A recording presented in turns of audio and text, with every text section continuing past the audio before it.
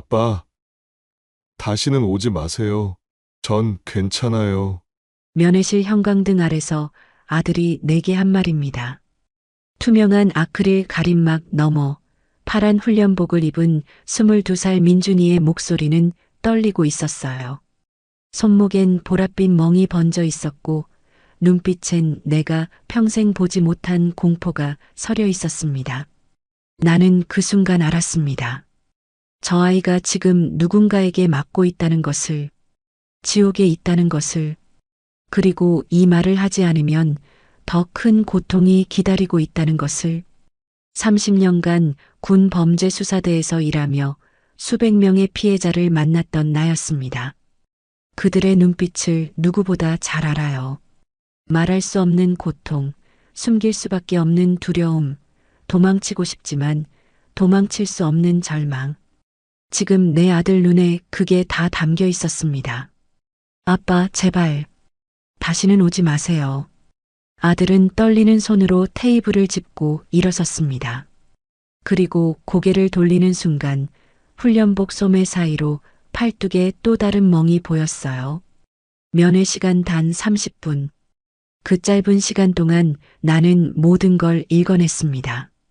아들이 당하고 있는 폭력의 실체를, 말하지 못하는 이유를, 그리고 오지 마세요라는 말 뒤에 숨겨진 진짜 의미를. 도와주세요, 아빠. 이것이 진짜 말이었습니다. 하지만 그때 나는 아무것도 할 수 없었어요. 사흘 전 의사에게서 들은 선고가 머릿속을 맴돌았으니까요. 말기 췌장암, 길어야 6개월, 죽어가는 아버지가 대체 무엇을 할 수 있을까요? 아니, 틀렸습니다. 어차피 잃을 목숨이라면 두려울 게 없습니다. 그날 나는 결심했습니다. 남은 시간이 얼마가 됐든 생애의 마지막 순간까지 내 아들을 괴롭히는 놈들을 반드시 무너뜨리겠다고. 무료로 할 수 있는 가장 큰 응원. 구독과 좋아요로 함께 해주세요. 여기서 잠깐. 지난 영상에서 따뜻한 댓글 달아주신 장선주님, 정말 감사합니다. 모든 것은 사흘 전 대학병원 진료실에서 시작됐습니다. 김태준 씨 검사 결과가 나왔습니다. 50대 초반으로 보이는 담당인은 CT 필름을 모니터에 띄우며 입술을 꾹 다물었습니다. 화면 속 내 췌장은 하얗게 번진 암세포로 뒤덮여 있었어요. 의사는 한참을 망설이다 입을 열었습니다.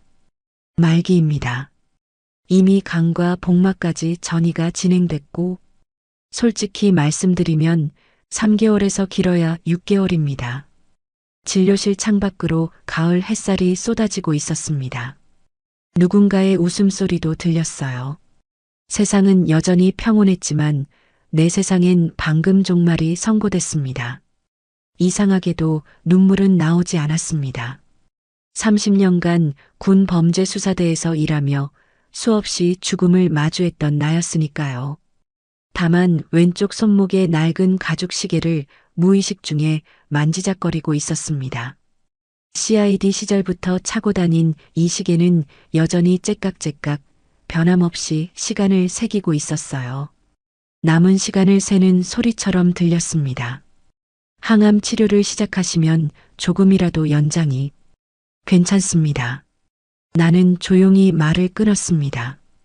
의사는 당황한 표정으로 나를 쳐다봤지만 나는 이미 마음을 정했어요. 항암으로 고통스럽게 시간을 늘리느니 차라리 남은 시간을 의미 있게 쓰고 싶었습니다. 정확히 말하자면 아들과 함께. 집으로 돌아오는 택시 안에서 휴대폰이 울렸습니다. 훈련소에서 온 문자였어요. 병사 김민준 면회 허가 마이너스 이번 주 토요일 오전 10시. 손이 떨렸습니다. 아들이 입대한 지 2달. 매주 면회 신청을 했지만 번번이 훈련 일정상 불가라는 답만 돌아왔었어요. 그런데 오늘 하필 오늘 허가가 떨어진 겁니다. 민준이를 만나야 해. 마지막 일지도 모르니까. 토요일 새벽 5시 나는 집을 나섰습니다. 강원도 훈련소까지는 고속버스로 3시간이 걸렸어요. 버스 안은 텅 비어 있었고 좁은 좌석에 몸을 기댄 채 창밖을 바라봤습니다. 어둠이 천천히 걷히고 산 그림자가 드러나기 시작했어요. 복부 깊은 곳에서 둔한 통증이 느껴졌습니다. 진통제는 아직 먹지 않았어요. 아들 앞에서 멀쩡한 모습을 보여야 했으니까요. 나는 가방에서 작은 약통을 꺼내 손에 쥐었습니다. 차가운 플라스틱 감촉이 손바닥을 타고 올라왔어요. 참을 수 있어. 아직은. 오전 9시 30분 훈련소 정문 앞. 이미 수십 명의 가족들이 줄을 서 있었습니다. 젊은 부부, 나이든 부모, 누군가는 어린 동생을 데리고 왔어요. 모두의 얼굴엔 기대와 그리움이 섞여 있었습니다. 나는 대기표를 뽑고 구석 의자에 앉았습니다. 손목시계를 확인했어요. 9시 47분. 째깍째깍. 시계바늘 소리가 유독 크게 들렸습니다. 아니, 내 심장 소리였을지도 모르겠어요. 2달 만에 보는 아들. 훈련은 힘들었을까? 많이 야윈 건 아닐까? 그때 방송이 흘러나왔습니다. 면회 시작하겠습니다. 대기 순서대로 입장해 주십시오. 면회실로 들어서는 순간 30년간 수사관으로 단련된 내 본능이 깨어났습니다. 파티션으로 나뉜 좁은 공간, 플라스틱 의자, 투명한 아크릴, 가림막, 그리고 그 너머 파란 훈련복을 입고 앉아있는 아들. 민준이는 나를 보자 환하게 웃었습니다. 아빠. 하지만 그 웃음은 0.3초 만에 굳어졌어요. 나는 놓치지 않았습니다. 아들의 눈동자가 순간적으로 면회실 출입문 쪽을 훑는 것을, 어깨가 미세하게 움츠러드는 것을, 책상 위에 올린 2 손이 부자연스럽게 깍지를 끼는 것을. 무언가 잘못됐어. 아빠 안 오셔도 됐는데. 멀었죠? 괜찮아. 보고 싶었어? 나는 최대한 부드럽게 웃으며 아들의 얼굴을 살폈습니다. 2달 사이 살이 빠졌고 눈 밑엔 다크서클이 짙게 내려앉아 있었어요. 하지만 더 신경 쓰이는 건 따로 있었습니다. 아들의 왼쪽 손목, 훈련복 소매 사이로 살짝 보이는 피부에 보랏빛 멍이 번져 있었어요. 타박상, 최소 일주일은 된 것 같았습니다. 훈련 괜찮아? 많이 힘들지? 아니에요, 괜찮아요. 아들은 너무 빨리 대답했습니다. 그리고 시선을 피했어요. 30년간 수백 명의 용의자를 신문하며 배운 게 있습니다. 거짓말하는 사람은 눈을 마주치지 못한다는 것을. 민준아, 너 지금 거짓말하고 있구나.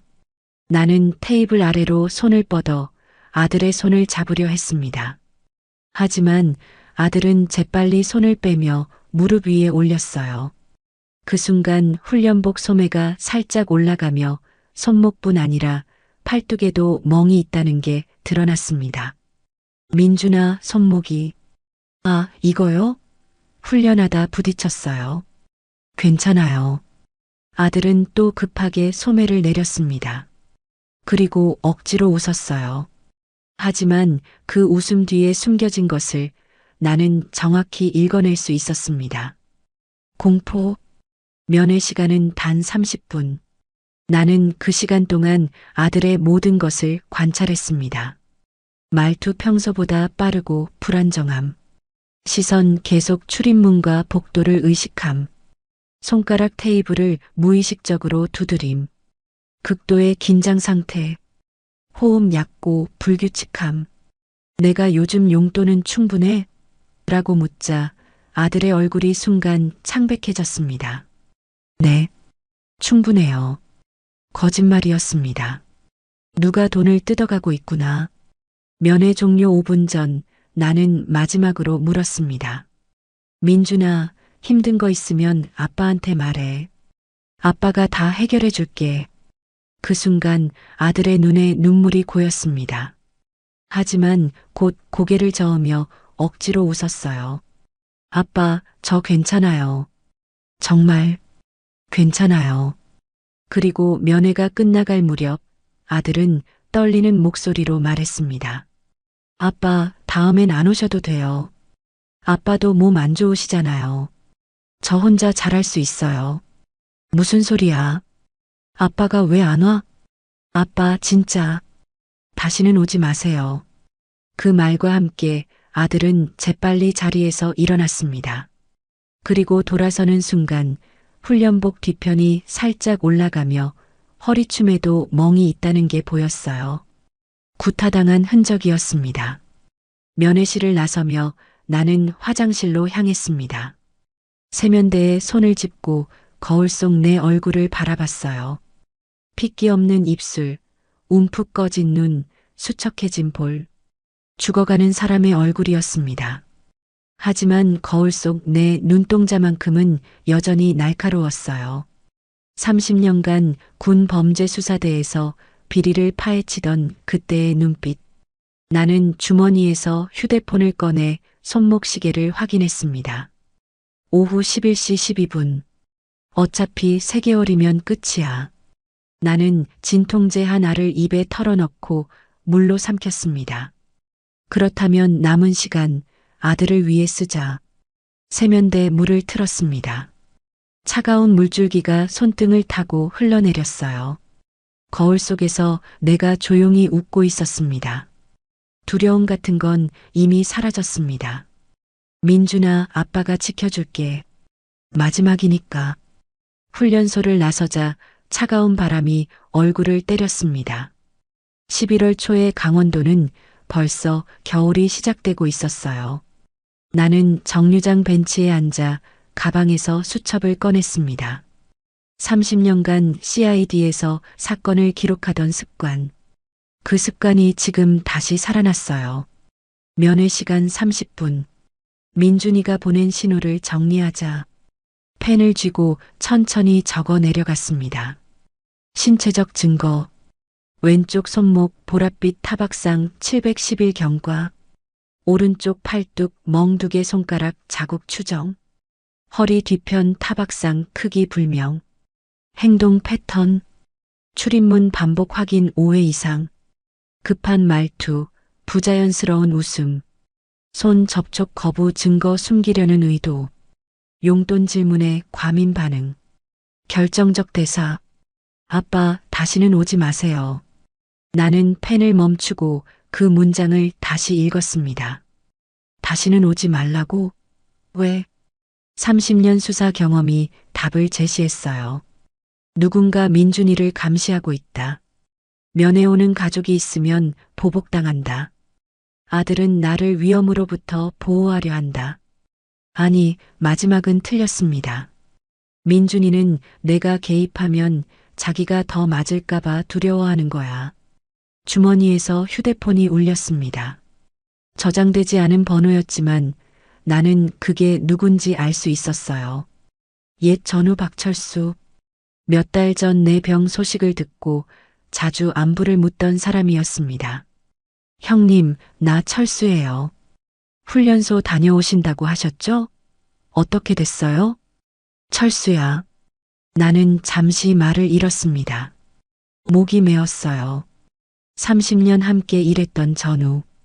내가 중령으로 전역할 때 중이었던 그는 나보다 5년 늦게 군복을 벗었습니다. 형님, 무슨 일 있어요? 목소리가 이상한데. 민준이가 맞고 있어. 전화 너머로 침묵이 흘렀습니다. 그리고 5초 후 철수의 목소리가 낮게 깔렸어요. 증거 있어요? 손목, 팔뚝, 허리에 멍.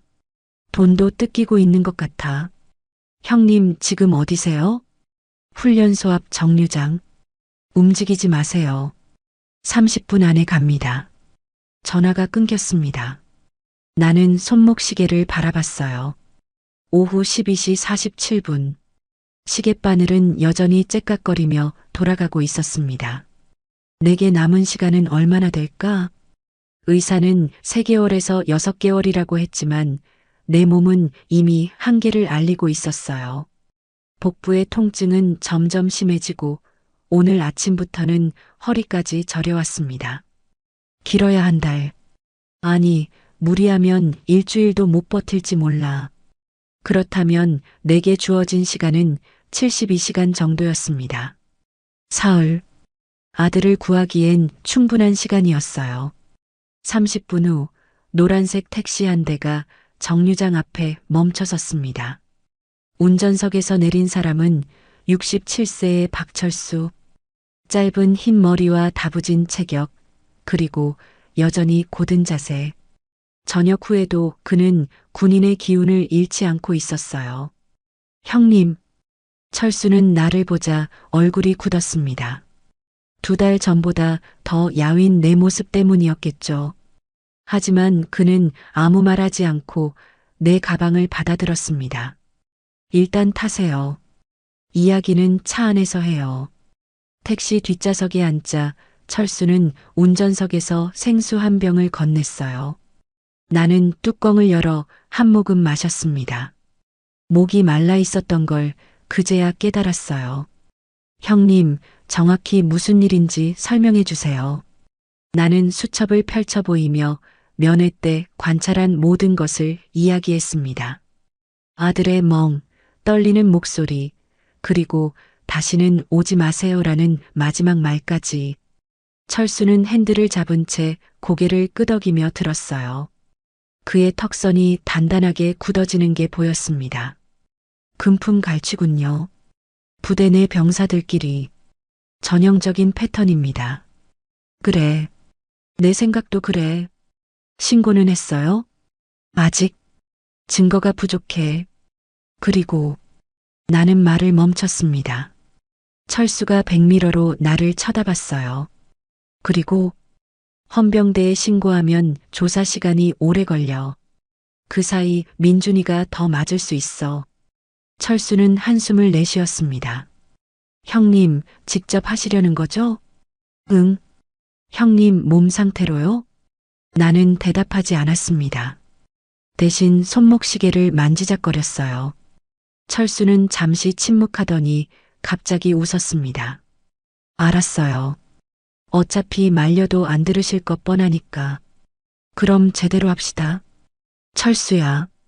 형님, CID 시절 생각나시죠? 우리 콤비 얼마나 좋았는데요. 마지막으로 한 번 더 해봅시다. 그의 목소리엔 웃음기가 섞여 있었지만 눈빛만큼은 진지했어요. 고맙다, 철수야. 택시는 훈련소에서 OKM 떨어진 작은 마을로 향했습니다. 철수가 미리 알아본 모텔이었어요. 산골 모텔이라는 간판이 달린 2층짜리 낡은 건물. 체크인을 하고 방에 들어서자 곰팡이 냄새가 코를 찔렀습니다. 하지만 창문으로 훈련소 담장이 보였어요. 완벽한 관찰 거점이었습니다. 형님, 일단 앉으세요. 계획 세워야죠. 철수는 테이블 위에 노트북과 지도를 펼쳤습니다. 나는 침대 모서리에 앉아 진통제 하나를 입에 털어 넣었어요. 물 없이 삼키니 쓴맛이 목구멍을 타고 내려갔습니다. 형님, 일단 민준이 병사가 속한 부대 정보부터 파악해야 해요. 입대 통지서에 적혀 있어. 나는 가방에서 서류를 꺼냈습니다. 민준이가 입대하기 전 받았던 통지서. 거기엔 소속 부대와 생활관 번호까지 적혀 있었어요. 철수는 그걸 보며 노트북에 뭔가를 입력했습니다. 302 생활관. 4주차 신병들이군요. 그럼 고참은 병장급일 겁니다. 민준이를 괴롭히는 놈도 병장일 가능성이 높아. 맞아요. 저녁 앞둔 병장들이 제일 위험합니다. 마지막으로 한탕하려는 심리죠. 철수는 지도에 훈련소 주변을 표시하기 시작했어요. 내일부터 움직입시다. 일단 부대 주변을 정찰하고 민준이 병사 동선을 파악해요. 아니, 나는 고개를 저었습니다. 내일이 아니야. 오늘부터야. 형님, 해 이미 졌어요. 밤에 뭘? 철수야. 나는 그의 말을 끊고 손목시계를 보여줬습니다. 나한테 시간이 별로 없어. 72시간. 그 안에 끝내야 해. 철수의 표정이 굳었습니다. 그는 내 눈을 똑바로 쳐다봤어요. 형님, 그 정도예요? 응. 무리하면 더 짧을 수도 있어. 잠시 침묵이 흘렀습니다. 창밖으로는 훈련소 담장 너머 건물의 불빛이 하나둘 꺼지고 있었어요. 철수는 노트북을 덮고 일어섰습니다. 알겠습니다. 그럼 지금 당장 시작합시다. 그는 옷장에서 검은색 점퍼를 꺼내 내게 건넸어요. 형님, 옛날 생각나시죠? 우리 야간 잠복 수사 얼마나 많이 했는데요. 나는 점퍼를 받아들고 입었습니다. 그래, 그때처럼 하면 돼. 창밖으로 달이 떠올랐습니다. 보름달이 가까운 밝은 달이었어요. 나는 손목시계를 확인했습니다. 오후 7시 23분. 72시간의 카운트다운이 시작됐습니다. 형님, 출발하죠. 가자. 모텔 문을 나서며 나는 마지막으로 뒤를 돌아봤습니다. 방 안에 놓인 가방 속엔 병원에서 받은 진단서가 들어 있었어요. 말기 췌장암이라고 적힌 그 종이 쪽지. 하지만 지금 내게 중요한 건 진단서가 아니었습니다. 아들을 구하는 것. 그것만이 내 마지막 사명이었어요. 민준아, 조금만 기다려. 아빠가 반드시 너를 지켜줄게. 달빛 아래 우리는 훈련소를 향해 걸어갔습니다. 달빛 아래 훈련소 담장은 유독 높아 보였습니다. 철수와 나는 정문에서 200m 떨어진 숲길에 서 있었어요. 담장 너머로 불빛이 새어나오고 간간히 구령 소리가 바람을 타고 들려왔습니다.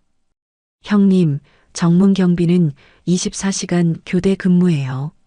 CCTV도 3대 있고요. 철수가 작은 쌍안경으로 정문을 관찰하며 말했습니다. 나는 고개를 끄덕이며 손목시계를 확인했어요. 오후 8시 15분. 전공법으로는 들어갈 수 없어. 하지만 나에겐 30년간 쌓아온 인맥이 있었습니다. 모텔로 돌아와 나는 휴대폰을 꺼냈습니다.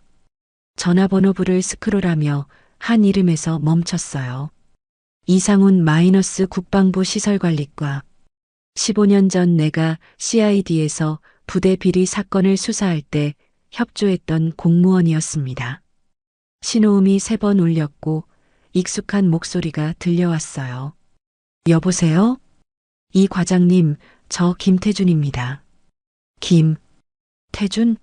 아, 전직 CID 중령님. 오랜만이시네요. 과장님, 부탁이 하나 있습니다. 강원도 신병훈련소, 내일 위생 점검 일정 있습니까? 전화 너머로 키보드 두드리는 소리가 들렸어요. 내일. 있네요. 민간 용역 업체에서 분기별 점검 나가는 날입니다. 그 업체 담당자 연락처 좀 주실 수 있습니까? 제 아들이 그 부대에 있습니다. 짧은 침묵 후 이 과장이 말했습니다. 알겠습니다. 출입증은 제가 처리하겠습니다. 내일 오전 9시 정문 민원실에서 받으세요. 전화가 끊겼습니다. 고맙습니다, 과장님. 다음 날 새벽 6시 나는 진통제 2알을 먹고 일어났습니다. 철수가 준비해온 파란색 작업복을 입고 거울을 봤어요. 청원위생관리라고 적힌 명찰이 가슴에 달렸습니다. 민간 용역 직원, 60대 후반, 순한 인상, 완벽한 위장이었어요.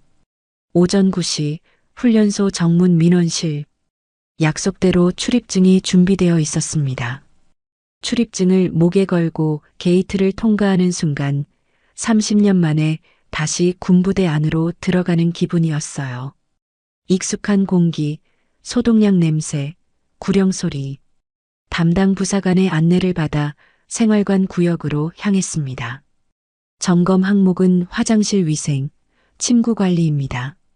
1시간 정도 소요될 겁니다. 알겠습니다. 복도 벽에 붙은 생활관 배치도가 눈에 들어왔어요. 302 생활관. 민준이가 있는 곳. 302 생활관 문을 열자 소독약 냄새가 코를 찔렀습니다.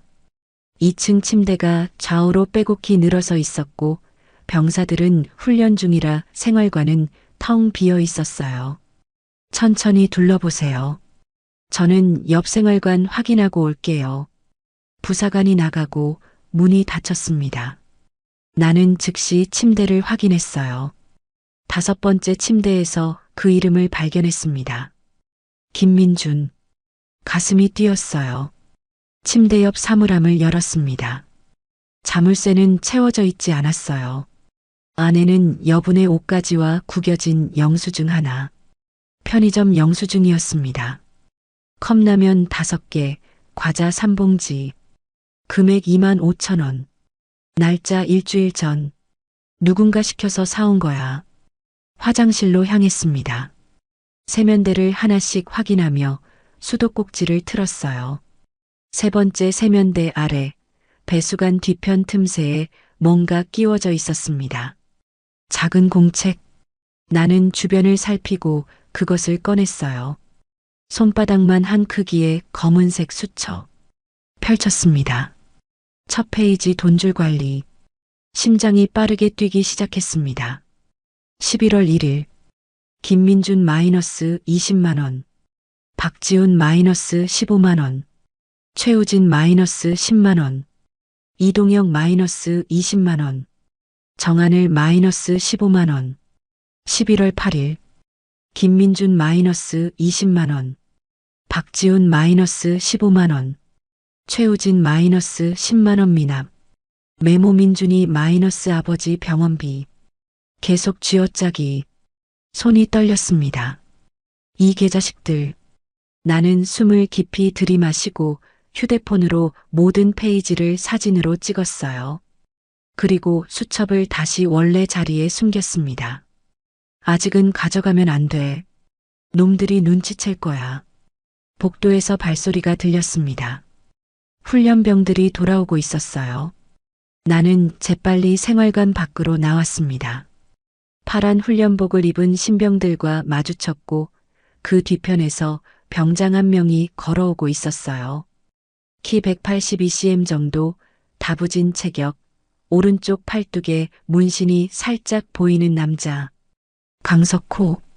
본능적으로 알았습니다. 저놈이다. 그의 눈빛은 차갑고 비웃는 듯 했어요. 지나가는 신병 한 명의 어깨를 툭 치며 낮은 목소리로 뭔가 말했고 신병은 고개를 숙였습니다. 강석호는 나를 힐끗 보더니 그냥 지나쳤어요. 나는 그의 뒷모습을 지켜봤습니다. 내가 내 아들을 괴롭힌 놈이구나. 주먹이 저절로 쥐어졌어요. 점검을 마치고 정문을 나서며 손목시계를 확인했습니다. 오전 11시 40분. 72시간 중 15시간이 지났어요. 모텔로 돌아오자 철수가 노트북 앞에 앉아 있었습니다. 형님, 어떻게 됐어요? 나는 휴대폰을 건네며 사진을 보여줬어요. 철수의 얼굴이 굳었습니다. 이건 완전히 조직적인데요. 민준이 병사가 제일 많이 뜯기고 있네요. 응. 이제 현장을 잡아야 해. 돈 주고 받는 장면을. 언제 거래가 이루어질까요? 수첩에 적혀 있었어. 매주 금요일 저녁. 오늘이 목요일이니까 내일이네요. 맞아. 나는 침대에 앉아 진통제를 한 알 꺼냈습니다. 복부 통증이 다시 시작되고 있었어요.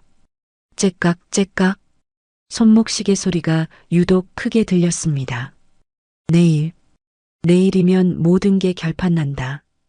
창밖으로 해가 중천에 떠 있었어요. 민준이 얼굴이 떠올랐습니다. 면회실에서 떨리던 그 목소리. 아빠, 다시는 오지 마세요. 나는 눈을 감았습니다. 조금만 기다려, 민준아. 아빠가 끝낼게. 목요일 오후 나는 다시 훈련소로 향했습니다. 이번엔 점검 직원이 아닌 그냥 면회 온 가족처럼 보이기 위해서였어요. 정문 앞 매점에서 음료수를 사며 자연스럽게 주변을 살폈습니다. 매점은 좁고 낡았어요. 진열대엔 컵라면, 과자, 음료수가 빼곡했고 계산대엔 50대 후반으로 보이는 여성이 앉아 있었습니다. 어서 오세요. 그녀는 피곤한 표정으로 인사했어요. 이름표에는 김순자라고 적혀 있었습니다. 커피 하나 주세요. 1,000원입니다. 나는 1,000원짜리를 건네며 매점 안을 둘러봤어요. 벽에 붙은 훈련병 급식표, 면회 안내문, 그리고 오래된 달력. 김순자 씨는 커피캔을 건네며 작게 한숨을 쉬었습니다. 면회 오셨어요? 오늘은 면회일이 아닌데. 아들 보러 왔다가 그냥 주변 좀 둘러보려고요. 아드님이 훈련병이시구나. 많이 걱정되시죠? 그녀의 목소리엔 묘한 무게감이 있었어요. 네. 좀 그렇네요. 나는 커피를 한 모금 마시며 조심스럽게 물었습니다. 여기서 오래 일하셨어요? 10년 됐어요. 애들 대학 보내려고 시작했는데 어느새 이렇게 됐네요. 그녀는 쓸쓸하게 웃었어요. 잠시 침묵이 흘렀습니다. 매점 안엔 우리 둘뿐이었어요. 나는 직감적으로 느꼈습니다.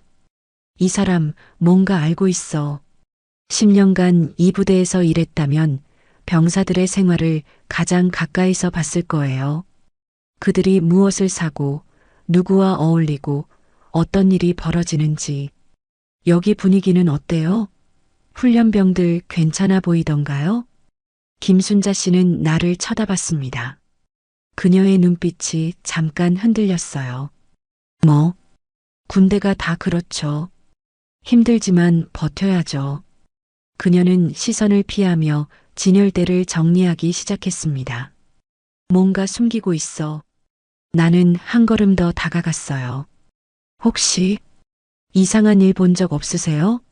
병사들끼리 동거래한다거나. 김순자 씨의 손이 멈췄습니다. 그녀는 천천히 고개를 돌려 나를 쳐다봤어요. 경계하는 눈빛이었습니다. 왜 그런 걸 물으세요? 제 아들이 돈을 뜯기고 있는 것 같아서요. 아드님이 누구신데요? 김민준입니다. 302 생활관. 그 순간 김순자 씨의 얼굴이 굳었습니다. 그녀는 주변을 재빨리 둘러보더니 매점 문을 닫았어요. 그리고 낮은 목소리로 말했습니다. 민준이 아버지세요? 네. 저 사실 알고 있었어요. 나는 심장이 빠르게 뛰는 걸 느꼈습니다. 뭘 알고 계셨어요? 김순자 씨는 잠시 망설이다가 입을 열었어요. 강석호 병장이요. 그 애가 신병들한테 돈 받아요. 매주 금요일 저녁마다. 어디서요? 생활관 뒤편, 담배 피는 곳. 거기서 봉투 주고받는 거 몇 번 봤어요. 나는 주먹을 꽉 쥐었습니다. 왜 신고 안 하셨어요? 김순자 씨는 고개를 숙였어요. 그녀의 목소리가 떨렸습니다. 신고해도 소용없어요. 예전에 한번 다른 일로 부대에 얘기한 적 있는데 그 후로 일 못하게 될 뻔했어요. 전 여기서 잘리면 안 돼요. 생계가 걸려 있으니까. 나는 그녀를 바라봤습니다. 60대 가까운 나이, 주름진 손, 구부정한 어깨. 그녀도 약자였어요. 침묵할 수밖에 없는. 이해합니다. 김순자 씨는 눈가를 훔쳤어요. 민준이 착한 애예요. 매점 올 때마다 항상 인사하고 한 번은 제가 무거운 박스 옮기는 거 도와주기도 했어요. 그녀는 가방에서 작은 쪽지를 꺼냈습니다. 이거 드릴게요. 쪽지를 펼쳤어요. 거기엔 손글씨로 적혀 있었습니다. 매주 금요일 저녁 7시 생활관 뒤편 강석호 신병 5명. 이게 제가 본 걸 적어뒀어요. 혹시 필요하실까봐. 민준이 아버지가 오실 것 같아서요. 나는 그녀를 쳐다봤습니다. 어떻게 알았어요? 지난주 면회 오셨을 때 봤어요. 민준이 표정이 평소와 달랐거든요. 무서워하는 것 같았어요. 김순자 씨는 쓸쓸하게 웃었습니다. 10년 동안 여기서 일하면서 그런 애들 많이 봤어요. 겉으론 멀쩡한 척하지만 눈빛은 숨길 수 없더라고요. 나는 쪽지를 주머니에 넣었습니다. 고맙습니다. 제발, 민준이 좀 구해주세요. 저는 아무것도 못해줘서 미안해요. 그녀의 목소리가 갈라졌어요. 아닙니다. 이것만으로도 충분해요. 순자 씨 덕분에 아들을 구할 수 있을 것 같습니다. 김순자 씨는 고개를 끄덕였습니다. 그리고 매점 문을 다시 열었어요. 조심하세요. 강석호. 그애 위험해요. 예전에 신병 한 명 크게 다친 적도 있어요. 알겠습니다. 나는 매점을 나섰습니다. 손에 쥔 쪽지가 따뜻했어요. 아니, 내 손에서 나는 체온이었겠죠. 순자 씨, 당신도 용기 냈어요. 그걸로 충분해요. 모텔로 돌아와 철수에게 쪽지를 보여줬습니다. 형님, 이거 결정적인데요. 내일 저녁 7시면. 응. 현장을 잡을 수 있어. 나는 지도를 펼쳤어요. 훈련소 건물 배치도였습니다. 생활관 뒤편. 여기가 사각지대일 거야. CCTV는요? 아마 없을 거야. 흡연 구역이라 일부러 안 달아뒀을 가능성이 높아. 철수는 고개를 끄덕이며 가방에서 소형 카메라를 꺼냈어요. 이걸로 촬영합시다. 야간 촬영 가능하고 음성도 녹음돼요. 좋아. 내일 저녁 6시에 잠복하자. 형님 몸은 괜찮으세요? 나는 손목시계를 만지작거렸습니다. 오후 4시 23분. 48시간이 지났어요. 72시간 중 3분의 2가 흘렀습니다. 괜찮아. 아직은. 하지만 속으론 알고 있었어요. 복부 통증이 점점 심해지고 있다는 것을. 오늘 아침엔 진통제를 3알이나 먹었다는 것을. 하루만 더 버티면 돼. 그날 밤 나는 잠들지 못했습니다. 침대에 누워 천장을 바라봤어요. 형광등 그림자가 일렁이고 창밖에서는 바람 소리가 들렸습니다. 민준이가 생각났어요. 어렸을 때 자전거 타는 법을 가르쳐 주던 기억. 넘어질 때마다 울먹이면서도 다시 일어나던 모습. 아빠, 나 할 수 있어요. 그때 민준이가 했던 말입니다. 그래, 넌 할 수 있어. 하지만 지금은 아빠가 도와줄게. 손목시계를 귀에 가까이 댔어요. 째깍째깍. 시간은 멈추지 않고 흘러가고 있었습니다. 내일이면 끝이야. 나는 눈을 감았습니다. 꿈속에서 민준이가 웃고 있었어요. 금요일 저녁 6시, 우리는 훈련소 뒤편 숲에 잠복했습니다. 생활관 건물에서 50m 떨어진 곳, 나무 그늘 뒤였어요. 철수는 소형 카메라를 나뭇가지에 고정시키고 나는 쌍안경으로 생활관 뒤편을 주시했습니다. 흡연 구역으로 쓰이는 그곳엔 낡은 벤치 하나와 재떨이가 놓여 있었어요. CCTV는 역시 없었습니다. 형님, 녹화 시작했어요. 좋아. 이제 기다리자. 11월 초에 강원도는 해가 지면 급격히 추워졌어요. 입에서 나오는 하얀 입김이 허공으로 흩어졌습니다. 나는 점퍼 주머니에서 진통제통을 꺼내 한 알을 입에 털어 넣었어요. 복부 통증이 점점 심해지고 있었습니다. 조금만 더 버텨. 손목시계를 확인했어요. 오후 6시 47분. 째깍째깍. 7시 정각. 생활관 뒷문이 열렸습니다. 파란 훈련복을 입은 신병 한 명이 조심스럽게 나왔어요. 주변을 두리번거리며 흡연 구역으로 걸어왔습니다. 쌍안경으로 얼굴을 확인했어요. 민준이었습니다. 가슴이 철렁 내려앉았어요. 아들은 벤치에 앉아 손을 떨고 있었습니다. 주머니에서 하얀 봉투를 꺼내 무릎 위에 올려놓았어요. 민준아. 2분 후 또 다른 신병들이 하나둘 나왔습니다. 4명.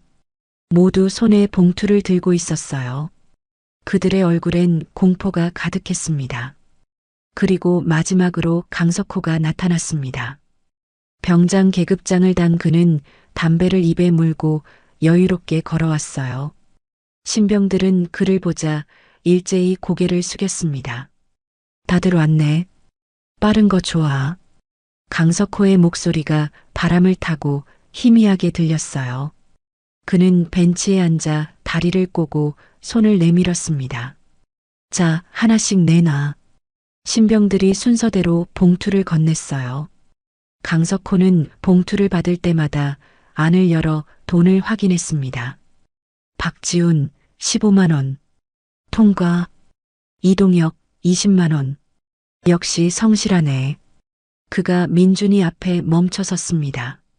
민준이는 떨리는 손으로 봉투를 건넸어요. 강석호는 봉투를 열어 돈을 세기 시작했습니다. 10,000원짜리 지폐를 한 장씩 넘기는 소리가 들렸어요. 김민준 20만 원. 이번 주는 좀 적네. 죄송합니다. 제가 최대한. 내 아버지 병원비 좀 더 빼돌려와. 어차피 아프신 분 얼마 못 사시잖아. 나는 쌍안경을 꽉 쥐었습니다. 손이 떨렸어요. 분노가 온몸을 타고 올라왔습니다. 이 새끼가. 강석호는 계속 말을 이었습니다. 야, 근데 너 면회 왔던 거 봤어. 아버지 꽤 멀쩡해 보이던데? 진짜 아픈 거 맞아? 맞습니다. 말기암이에요. 말기암? 그럼 장례비 준비해야겠네. 미리미리 모아둬. 그 돈도 나한테 줘야 하나? 민준이는 대답하지 못했어요. 그저 고개를 숙인 채 주먹을 쥐고 있었습니다. 그 순간 나는 참을 수 없었습니다. 몸이 먼저 반응했어요. 일어서려는 순간 철수가 내 팔을 붙잡았습니다. 형님, 안 돼요. 지금 나가시면 저놈이 내 아들을. 증거가 필요해요. 조금만 더 참으세요. 철수의 목소리는 간절했어요. 나는 이를 악물고 다시 앉았습니다. 하지만 복부에서 예리한 통증이 엄습했습니다. 강석호는 돈을 주머니에 넣고 일어섰습니다. 좋아, 다들 수고했어. 다음 주도 똑같이. 알았지? 예. 신병들의 목소리는 죽어 있었어요. 참, 최우진. 너 지난주 미납분 아직 안 줬지? 한 신병이 벌벌 떨며 대답했습니다. 저번 주에 부모님께 말씀드렸는데 아직?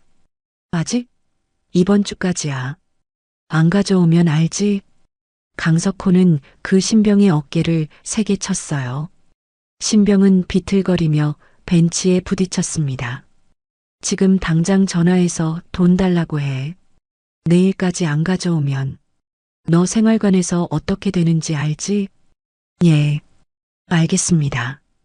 강석호는 비웃으며 담배를 던지고 생활관으로 들어갔어요.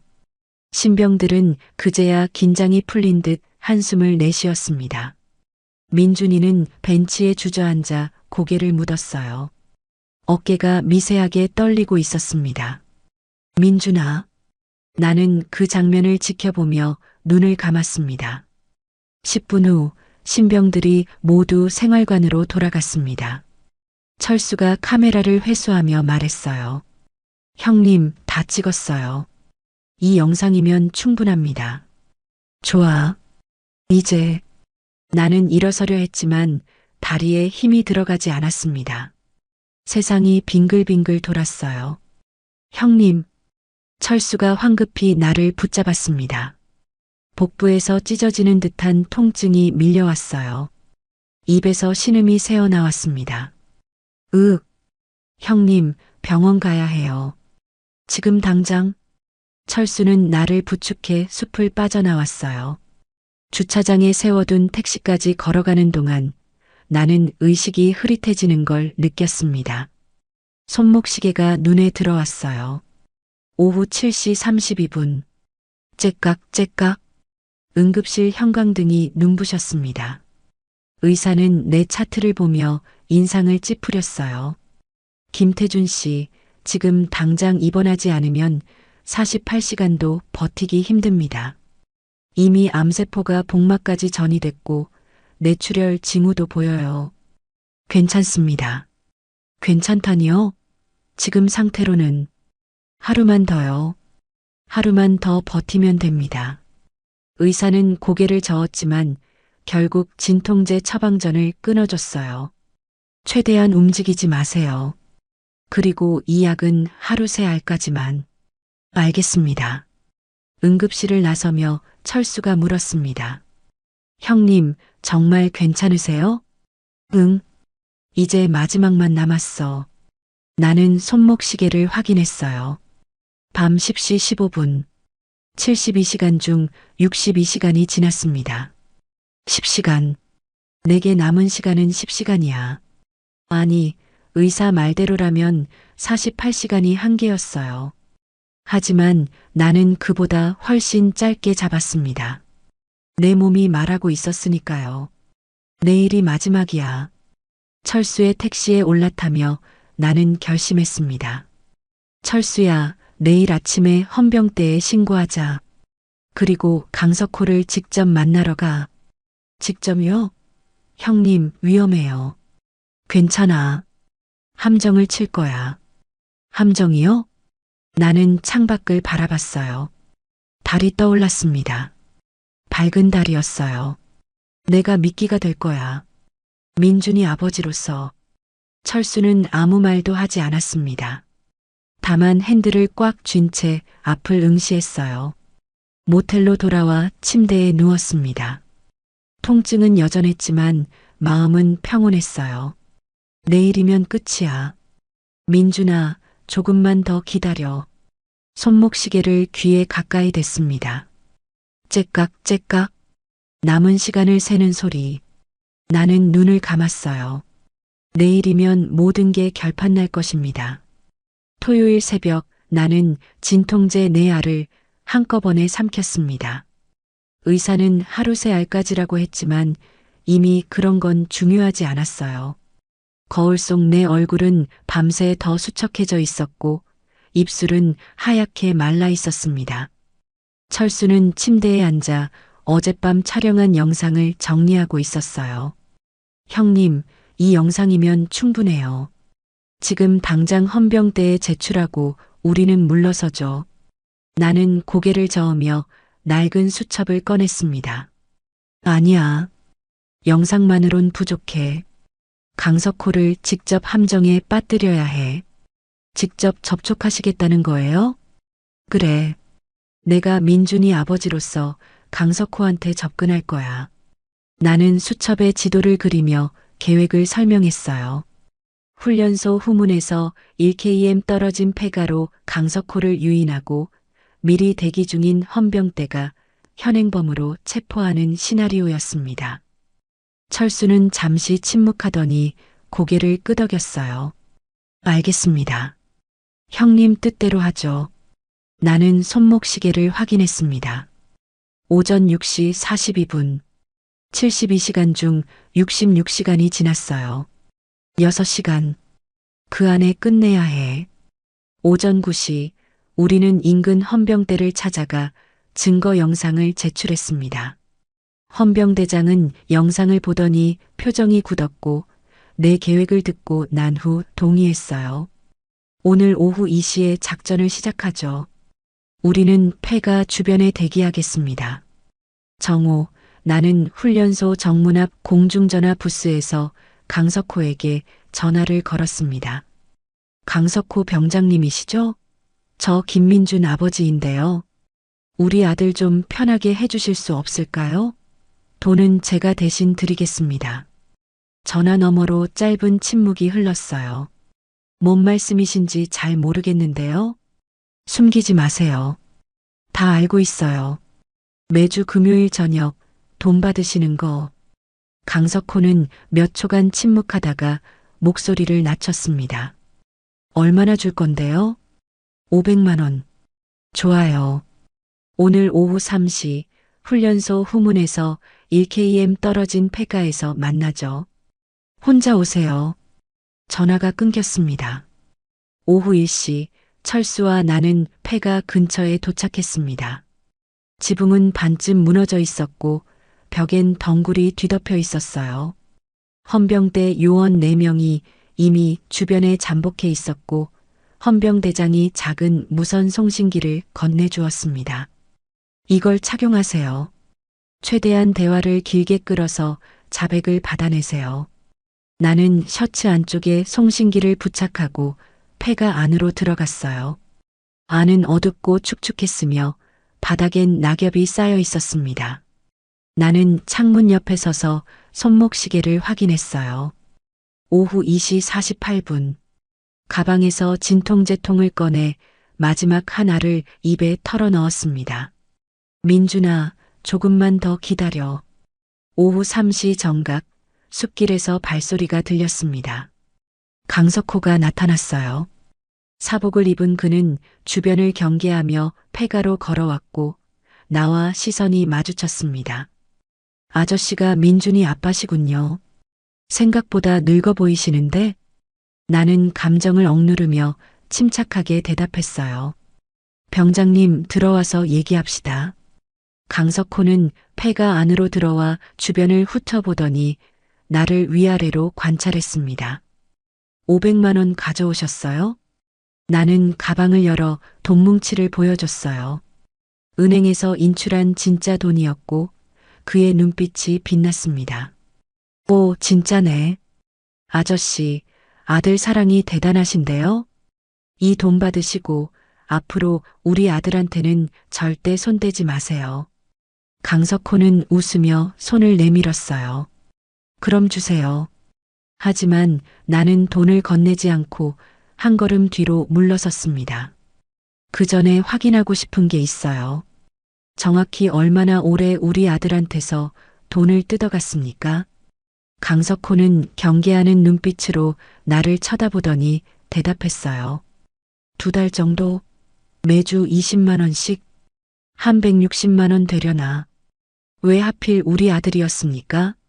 하하, 쉬운 애였으니까요. 아버지 병원비 있다고 자랑하더라고요.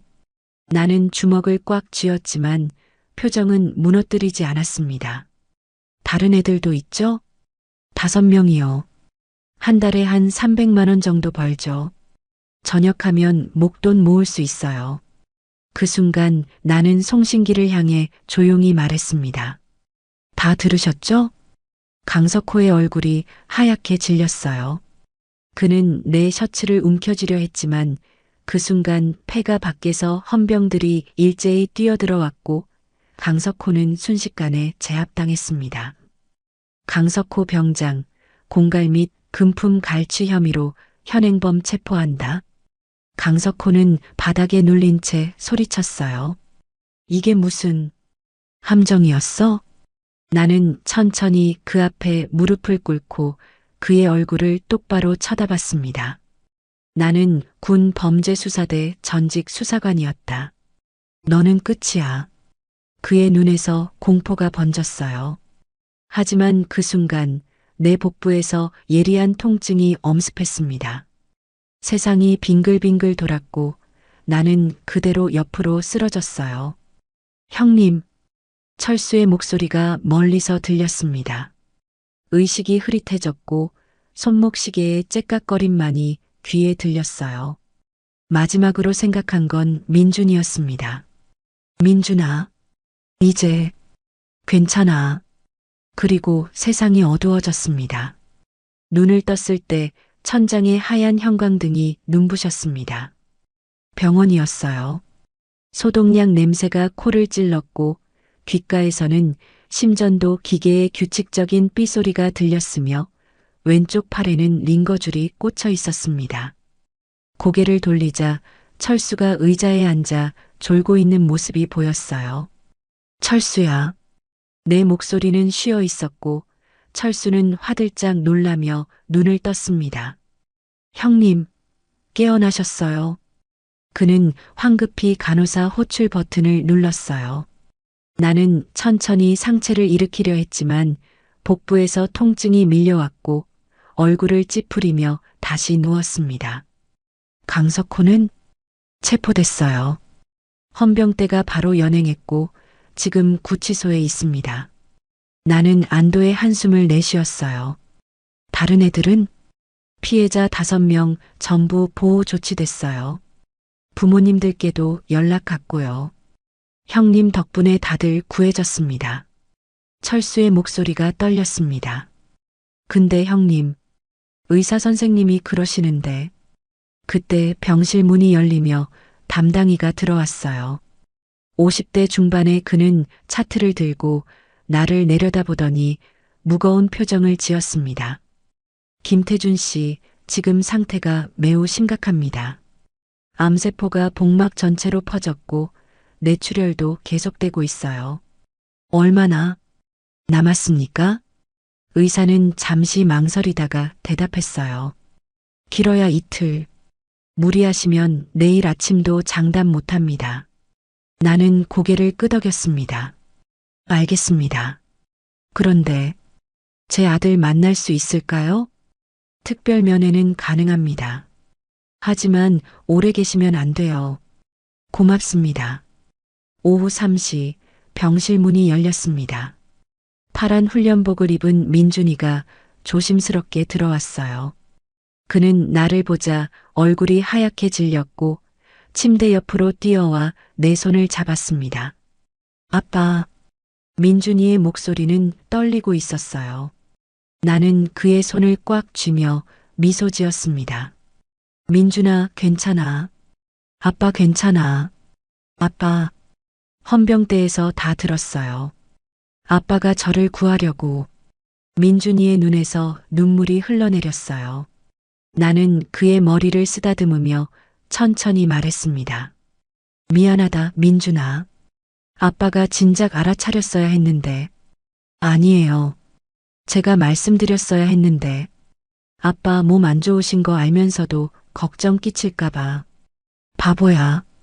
아빠는 내가 힘들어하는 게 제일 걱정이었어. 나는 민준이를 가슴에 안았어요. 그의 어깨가 떨리며 울음을 터뜨렸고 나는 그 작은 어깨를 토닥이며 눈을 감았습니다. 민준아, 아빠가 평생 하지 못한 말이 있어. 아빠, 너를 정말 사랑한다. 너는 아빠의 자랑이야. 민준이는 더 크게 울었어요. 나는 그를 꼭 안은 채 손목시계를 바라봤습니다. 오후 3시 27분. 시계바늘은 여전히 째깍거리며 돌아가고 있었어요. 이틀 후 병실 창밖으로 해가 지고 있었습니다. 나는 침대에 반쯤 기대 앉아 민준이가 보낸 편지를 읽고 있었어요. 훈련소로 돌아간 아들이 오늘 아침 보낸 편지였고 거기엔 또박또박한 글씨로 이렇게 적혀 있었습니다. 아빠, 저도 아빠처럼 강한 사람이 될게요. 약한 사람을 지키는 사람이 될게요. 아빠가 보여주신 길을 따라갈게요. 사랑해요. 나는 편지를 가슴에 품고 눈을 감았습니다. 철수가 병실 문을 열고 들어왔어요. 형님, 좋은 소식이에요. 강석호 군사재판에서 징역 3년 선고받았어요. 다른 조교들도 전부 처벌받을 예정이고요. 잘 됐네. 내 목소리는 점점 작아지고 있었습니다. 철수는 내 손을 잡으며 눈시울을 붉혔어요. 형님, 고생하셨어요. 정말 고생 많으셨습니다. 아니야. 나는 해야 할 일을 했을 뿐이야. 나는 손목시계를 풀어 철수에게 건넸습니다. 이거 민준이한테 전해줘. 아빠가 마지막까지 시간을 아껴 쓴 거라고. 그렇게 살라고 전해줘. 형님. 철수는 시계를 받아들고 고개를 숙였어요. 창밖으로 석양이 붉게 물들고 있었고 복부의 통증은 이제 느껴지지 않았으며 대신 온몸이 가벼워지는 기분이었습니다. 이제 편히 쉴 수 있겠구나. 나는 천천히 눈을 감았어요. 민준이의 웃는 얼굴이 떠올랐고 할머니의 목소리가 들리는 것 같았습니다. 잘했다, 태준아. 내가 자랑스럽다. 심전도 기계의 삐소리가 점점 느려졌어요. 일주일 후 장례식장에는 많은 사람들이 조문을 왔습니다. 헌병대장, 이상훈 과장, 김순자 씨, 그리고 구출된 5명의 훈련병과 그 가족들. 모두가 영정 앞에서 고개를 숙였고 민준이는 아버지의 CID 시절 훈장을 가슴에 품고 조문객들을 맞이했습니다. 한 어머니가 민준이의 손을 잡으며 말했어요. 따님, 아버지 덕분에 우리 아이가 살았어요. 정말 고맙습니다. 민준이는 고개를 끄덕이며 대답했습니다. 저희 아버지는 영웅이었습니다. 그의 목소리는 떨렸지만 당당했어요. 영정사진 속 아버지는 젊은 시절 군복을 입고 미소 짓고 있었고 그 옆에는 낡은 손목 시계가 놓여 있었으며 시계바늘은 멈춰 있었습니다. 하지만 그 시계가 새긴 72시간의 기록은 영원히 남을 것입니다. 약한 사람을 지키기 위해 마지막 숨까지 싸웠던 한 아버지의 이야기로 나 김민주는 아버지 묘소 앞에 무릎을 꿇고 앉았습니다. 6개월이 지났어요. 전역한 지 일주일째 되는 날이었고 아버지가 남겨주신 낡은 손목 시계를 차고 있었으며 그 시계는 여전히 째깍거리며 시간을 새기고 있었습니다. 묘비는 깨끗하게 닦여 있었고 내가 오늘 아침 가져온 하얀 국화가 놓여 있었어요. 아빠 다녀갔어요. 내 목소리는 떨렸습니다. 아직도 아버지가 돌아가셨다는 게 실감나지 않았고 꿈만 같았으며 가끔은 문득 집에 돌아가면 아버지가 계실 것 같은 착각이 들곤 했어요. 아빠 덕분에 전 무사히 전역했어요. 강석호는 군 교도소에 있고 다른 피해자들도 다 괜찮아졌어요. 바람이 불어왔습니다. 나뭇가지가 흔들리며 바스락거리는 소리가 들렸고 하늘에서는 구름이 천천히 흘러가고 있었어요. 아빠가 주신 편지 매일 읽고 있어요. 나는 주머니에서 낡은 편지 봉투를 꺼냈습니다. 아버지가 병원에서 마지막으로 쓰신 편지였고 철수 아저씨가 장례식 때 건네주셨던 것이었어요. 민준아, 이 편지를 읽고 있다면 아빠는 이미 내 곁에 없을 거야. 미안하다. 더 오래 함께 있지 못해서. 아빠가 내게 가르쳐주고 싶었던 건 단 하나야. 강함은 남을 때리는 게 아니라 약한 사람을 지키는 거라는 것. 할머니가 아빠한테 해주셨던 말이고 이제 내게도 전해주고 싶구나. 내가 어떤 길을 선택하든 아빠는 자랑스러울 거야. 다만 한 가지만 부탁할게. 힘든 사람을 보면 외면하지 말아라. 내가 도울 수 있는 만큼만 도와줘. 그게 진짜 강한 사람이란다. 사랑한다, 민준아. 영원히. 마이너스 아빠가. 편지를 다시 접으며 나는 눈물을 훔쳤습니다. 아빠, 저 헌병 때 시험 붙었어요. 다음 달부터 교육받고 내년부터는 정식으로 근무하게 돼요. 바람이 다시 한번 불어왔고 마치 아버지가 대답하시는 것 같았어요. 아빠처럼 살고 싶어요. 약한 사람 편에 서는 사람이 되고 싶어요. 그게 아빠가 보여주신 길이잖아요. 손목시계를 바라봤습니다. 오후 2시 34분. 아버지가 생애 마지막 72시간을 이 시계와 함께 보내셨고 이제 이 시계는 내 시간을 새기고 있었어요. 매 순간을 아껴 쓰라고 하셨죠. 저도 그렇게 살게요. 묘소를 떠나며 나는 뒤를 돌아봤습니다. 햇살이 묘비를 비추고 있었고 국화꽃이 바람에 살랑거리고 있었어요. 나는 마지막으로 경례를 올렸습니다. 아빠, 안녕히 계세요. 자주 올게요. 산길을 내려오는 동안 주머니에서 휴대폰이 울렸어요. 철수 아저씨였습니다. 민준아, 나 철수 아저씨야. 오늘 저녁에 시간 있니? 내 아버지 전우들이 모이는데 너도 오면 좋겠어. 네, 아저씨. 갈게요. 그래. 내 아버지 이야기 많이 들려줄게. 진짜 대단한 분이셨어. 전화를 끊고 나는 계속 걸었습니다. 하늘은 맑았고 구름 한 점 없었으며 멀리서 새소리가 들렸어요. 그날 저녁 작은 식당에 아버지의 옛 전우들이 모였습니다. 모두 60대 후반에서 70대 초반의 어르신들이었고 그들은 나를 보자 반갑게 맞아주셨으며 한 분 한 분 아버지와의 추억을 들려주셨어요. 내 아버지는 CID에서 전설이었어. 한번 사건 잡으면 끝까지 파고들었지. 정의감이 누구보다 강했어. 부당한 건 절대 못 참는 성격이었거든. 근데 아들 얘기할 땐 정말 자랑스러워했어. 민준이가 얼마나 착한지 맨날 말하고 다녔다니까. 나는 그 이야기들을 들으며 아버지를 다시 알아가고 있었어요.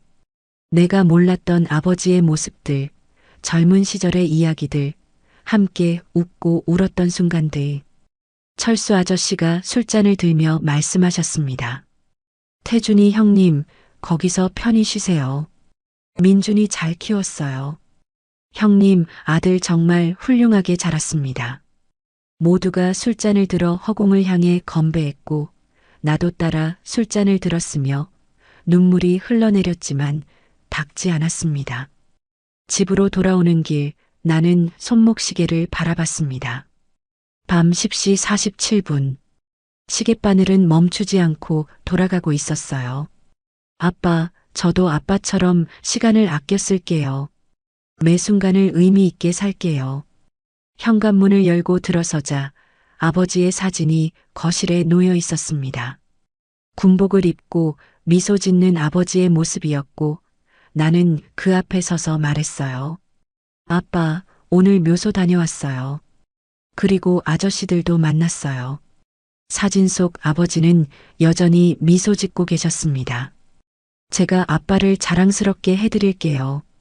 약속할게요. 나는 가방에서 헌병대 합격 통지서를 꺼내 아버지 사진 옆에 놓았어요. 그날 밤 나는 오랜만에 편히 잠들 수 있었습니다. 꿈속에서 아버지를 만났어요. 아버지는 건강한 모습으로 서 계셨고 내 어깨를 토닥이며 말씀하셨습니다. 잘했다, 민준아. 이제 앞으로 나아가거라.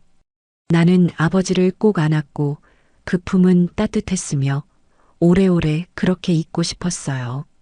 아빠 사랑해요. 나도 사랑한다, 아들아. 다음 날 아침 나는 손목시계를 차고 밖으로 나섰습니다. 새로운 하루가 시작되고 있었어요. 하늘은 맑았고 공기는 상쾌했으며 아침 햇살이 따뜻했습니다.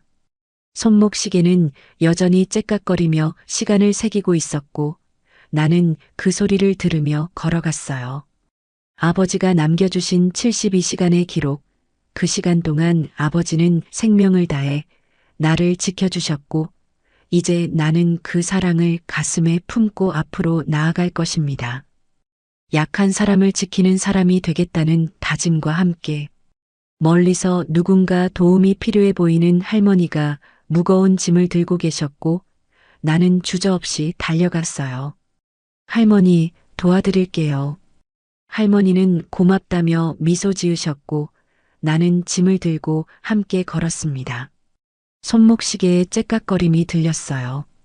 아버지의 시간은 멈췄지만 내 시간은 계속 흘러가고 있었고 나는 그 시간을 아버지처럼 의미 있게 쓸 것입니다. 영원히. 오늘 이야기 어떠셨나요? 정의는 느려도 멈추지 않는다는 말 가슴에 와닿으셨나요? 혹시 여러분도 주변에서 부조리를 목격하고도 침묵했던 적이 있으신가요? 진짜 강함은 폭력이 아니라 멈출 줄 아는 용기에서 나온다는 김태준의 말처럼 우리 모두가 작은 용기를 낼 수 있다면 세상은 조금씩 바뀔 거예요. 여러분은 소중한 사람을 위해 마지막 순간까지 무엇을 하시겠습니까? 여러분의 이야기를 댓글로 들려주세요. 끝까지 시청해 주셔서 감사합니다.